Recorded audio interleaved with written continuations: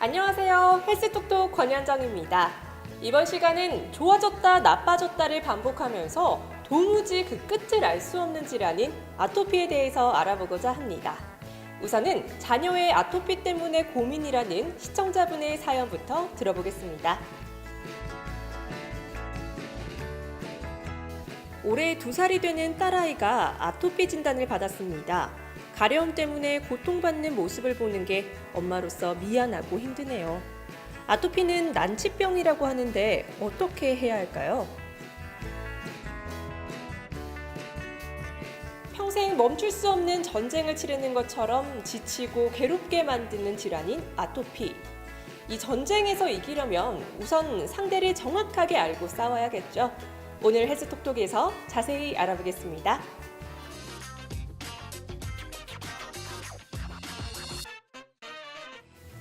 주거 환경의 변화, 미세먼지의 습격, 서구화된 식습관.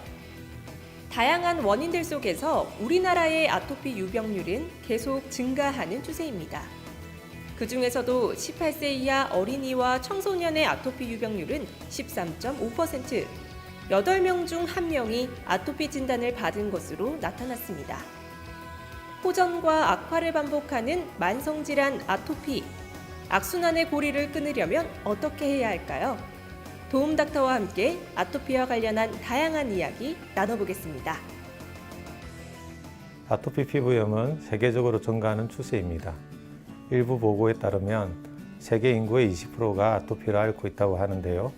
아토피란 말의 어원은 이상하다, 비정상적이다 라는 의미를 담고 있으며 알레르기 항원에 대한 신체 접촉 없이 신체가 극도로 민감해지는 알레르기 반응으로 정의할 수 있습니다. 비정상적인 면역 반응이 활성화된 자가 면역 질환인 아토피 피부염은 주로 유아기, 소아기에 시작되는 만성적이고 재발성인 피부 질환이며 가려움증과 건조증, 습진 등을 동반합니다. 가려움증이 심한 습진병변이 피부에 생겨 오래 지속되는 만성 피부염인 아토피 피부염은 유아기, 소아기, 사춘기 및 성인기 등 나이에 따라 특징적인 모양과 분포를 보입니다. 유아의 경우 병변이 진물이나 딱지가 지는 급성습진이 나타나며 주로 얼굴, 머리에 잘 생깁니다. 몸통 피부가 거칠고 건조한 편이며 팔다리의 바깥쪽에 생기는 경우가 많습니다. 2세 이상 10세 이하의 소아기에는 얼굴보다는 오히려 팔다리에 접히는 부분, 목에 접히는 부위에 생기며 건조한 습진 형태로 나타나는 경우가 많습니다. 나이가 들면서 호전되거나 없어지는 경우가 많지만 호전된 후에도 특정 물질이나 자극에 의해 쉽게 가려움이나 염증 반응이 나타나는 경향이 있고 손 습진이 나타나는 경우가 많습니다. 성인기까지 아토피 피부염이 남는 경우에는 몸의 피부 정상은 호전되는 반면 얼굴에 홍반과 홍조 및 습진이 나타나는 경향이 있고 접히는 부위는 오랫동안 긁어 피부가 두껍게 보이는 태선화형 증상이 나타납니다. 아토피 피부염의 발생 원인은 아직 확실하게 알려져 있지 않은 상태입니다. 임상 증상도 피부 건조증, 습진 등으로 다양하게 나타나기 때문에 발병 원인이 어느 한 가지로만 설명될 수는 없지만 환경적인 요인과 유전적인 요인,免疫적 반응, 피부 보호막의 이상 등이 주요 원인으로 여겨지고 있습니다. 환경적인 요인으로는 매연이나 미세먼지 등 환경공해, 식품 첨가물 등의 사용의 증가, 서구식 주거 형태로 인한 카페트나 침대, 소파의 사용, 실내 온도 상승으로 인한 진먼지 진드기 등 알레르기 원인 물질 증가 등이 있습니다. 한편 아토피 피부염이 유전적인 영향을 받는다는 많은 아토피 피부염 환자들의 가족력이 있다는 사실에서 알 수 있으며 환자의 70에서 80%에서 아토피 질환 가족력을 확인할 수 있습니다. 좀 나아지나 싶다가도 언제든 다시 증상이 심해질 수 있는 질환인 아토피. 완치가 어려운 난치성 질환이기 때문에 정신적인 피로감 역시 무척 심한 편입니다.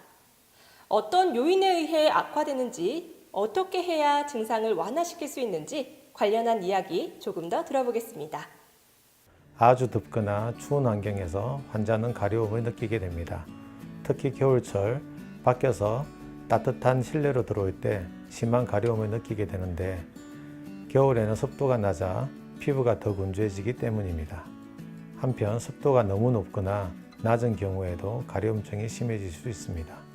정신적 스트레스도 증상을 악화시키는 요인입니다. 긴장이나 격한 감정의 변화 혹은 스트레스도 가려움증을 유발할 수 있습니다. 대개 아토피 환자들은 정상인보다 신경과민증이 많고 공격적인 감정을 억누르는 경향이 크다고 알려져 있으며 우울함이나 불안의 정도가 높은 편입니다. 특히 소아의 경우 공포심이 많고 부모에 대한 의존도가 크고 수면 부족으로 학습, 성취에 장애가 있을 수 있습니다.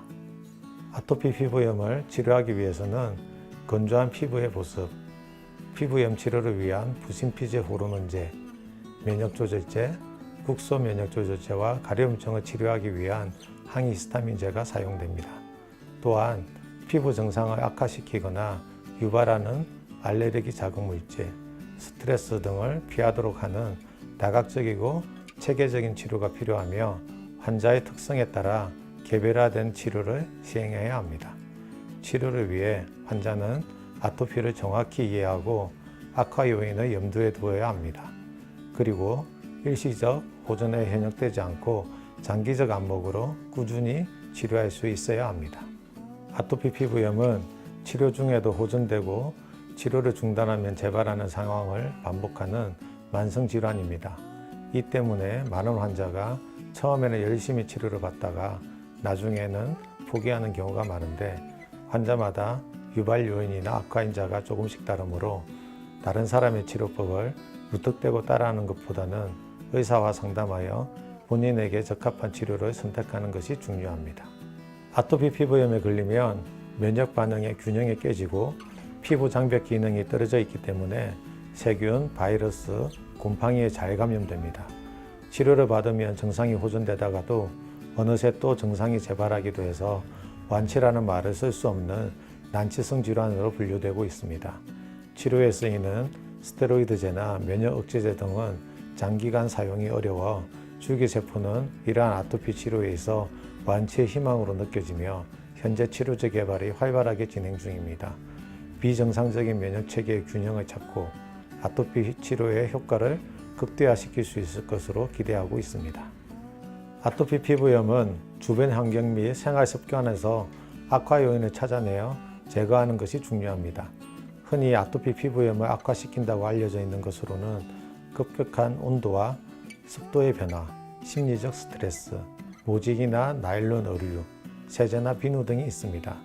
따라서 목욕할 때 비누기를 충분히 제거해야 하며 세탁 후 옷에 세제가 남지 않도록 잘 헹구는 것이 좋습니다. 모직이나 나일론 등으로 만든 의류는 가능한 한 피하는 것이 좋습니다. 진먼지 진드기, 꽃가루, 동물의 털에 과민 반응이 보이는 경우에는 애완동물이나 카펫 등을 피하는 것이 좋습니다. 아토피 피부염은 피부가 건조하기 때문에 피부 보습이 매우 중요합니다. 피부가 건조하지 않도록 보습제를 가능한 자주 바르는 게 중요합니다.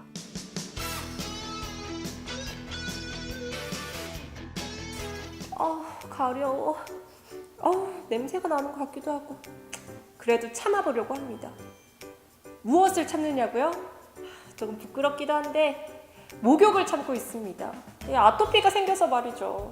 목욕을 하면 아토피가 더 심해진다고 해서 참고 있긴 한데 저 잘하고 있는 거겠죠? 간지러워. 그렇지 않습니다. 목욕을 자주 하면 피부가 건조해져서 증상을 더 악화시키기 때문에 목욕을 자주 안 하는 게 좋다고 믿는 사람들이 있는데요. 목욕은 피부의 더러움을 씻어낼 뿐만 아니라 몸속 노폐물을 배출하고 혈액순환을 원활하게 해주며 샤워보다는 통목욕이 좋은데 피부가 극도로 민감하거나 염증이 심할 경우에는 간단한 샤워가 좋습니다. 이런 경우 물에 담그고 있는 시간이 15분을 넘지 않도록 하며 전체 목욕 시간도 40분을 넘기지 않는 게 좋습니다. 목욕은 잠들기 직전에 하는 것이 좋습니다. 저녁에 가려움증이 심해지기 때문에 통목욕으로 피부에 수분을 보충하고 보습제를 충분히 발라주며 가려운 증상을 완화시킬 수 있습니다. 너무 깨끗하게 씻는 것보다 땀과 먼지만 제거한다는 생각으로 하시는 게 좋습니다. 그리고 중성 비누나 아토피 전용 비누를 사용하고 목욕 후에는 3분 이내에 보습제를 발라주어 피부가 건조해지지 않도록 해야 합니다. 우유와 달걀은 알레르기를 일으키는 대표적인 식품으로 꼽힙니다. 그래서 혹시라도 우리 아이가 이걸 먹고 아토피에 걸리지 않을까 하는 걱정 때문에 아예 단백질 식품을 먹이지 않는 부모들이 있다고 하는데요. 무작정 단백질을 제한해도 괜찮은 걸까요? 아닙니다. 일반적으로 우유, 달걀, 돼지고기, 조개, 대두 등은 아토피를 일으키는 대표적인 음식으로 알려져 있습니다. 어린아이는 성인에 비해 소화기가 완전히 발달되지 않아 단백질 흡수율이 좋지 않기 때문에 아토피가 악화될 수 있습니다. 대부분의 엄마들은 특정 음식물을 섭취한 후에 부작용이 나타나면 곧바로 음식물 알레르기라고 판단해 임의로 그 음식물을 차단하는데요. 달걀, 우유, 콩 등의 단백질 식품을 무조건 피하는 것이 최선은 아닙니다. 한창 자라야 할 성장기 아이들에게 임의로 음식을 제한하는 것은 영양 부족 상태를 초래할 수 있으므로 음식 조절은 전문의의 진단을 통해 음식 처방을 받아야 하며 이와 함께 지속적으로 성장 상태를 체크해야 합니다. 알레르기를 일으킨 특정 음식은 아이가 성장하면서 체질이 바뀔 수 있으므로 잠시 중단했다가 다시 시도해보는 것도 좋은 방법입니다. 며칠째 감기가 떨어지질 않네요. 근데 왜 이렇게 간지럽죠? 혹시 감기 때문에? 에이, 아니겠죠?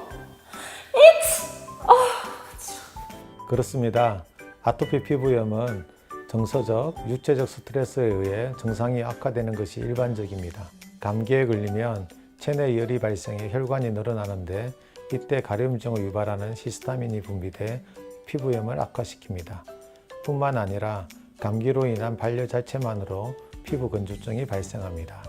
그러므로 감기에 걸렸을 땐 발열로 인한 건조증으로 증세가 심해지지 않도록 보습제를 더 잘 바르고 피부염이 생겼다면 즉시 연고를 발라주는 등 조기 치료가 중요합니다.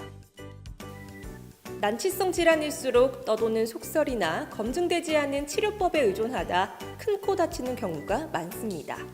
쉽게 빠지기 쉬운 아토피 민간요법은 어떤 게 있을까요? 주겸.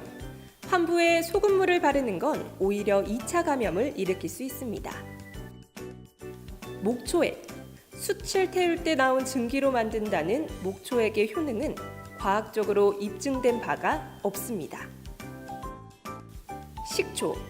수분을 빼앗아 증상을 악화시키고 농도 조절 실패로 화상을 입을 수 있습니다. 생알로에. 알로에 보습제는 피부에 좋지만 생알로에 성분에는 독소가 포함되어 있어 위험합니다. 급한 마음으로 검증되지 않은 민간요법에 의존하기보다는 주변 환경과 생활습관 개선을 통해 꾸준히 관리하시기 바랍니다.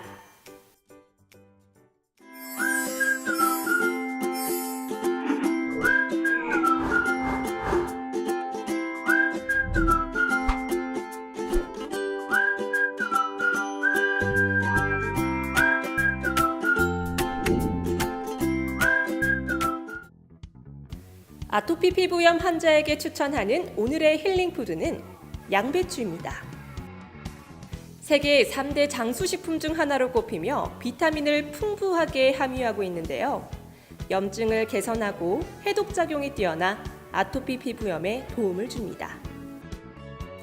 갈아서 주스로 마시거나 쌈이나 피클, 찜, 국 등 다양한 요리로 즐겨보세요. 헬스톡톡 오늘은 끊어내기 힘든 악순환의 고리인 아토피에 대해서 알아봤는데요. 아토피처럼 현대인의 병으로 불리는 질환들은 문명 발전의 이면에 자리한 어두운 그림자 같다는 생각이 듭니다. 풍족하고 편해졌지만 난치성 질병이 생기는 이러한 아이러니를 줄이려면 좀 더 자연 친화적인 발전을 고민해야 되지 않을까 싶죠. 날씨 좋은 날 가까운 사람들과 가까운 자연 속을 거닐어 보시길 바라면서 이번 시간 마무리하겠습니다. 그럼 헬스톡톡은 다음 시간에 더욱 건강한 정보를 가지고 찾아뵙겠습니다.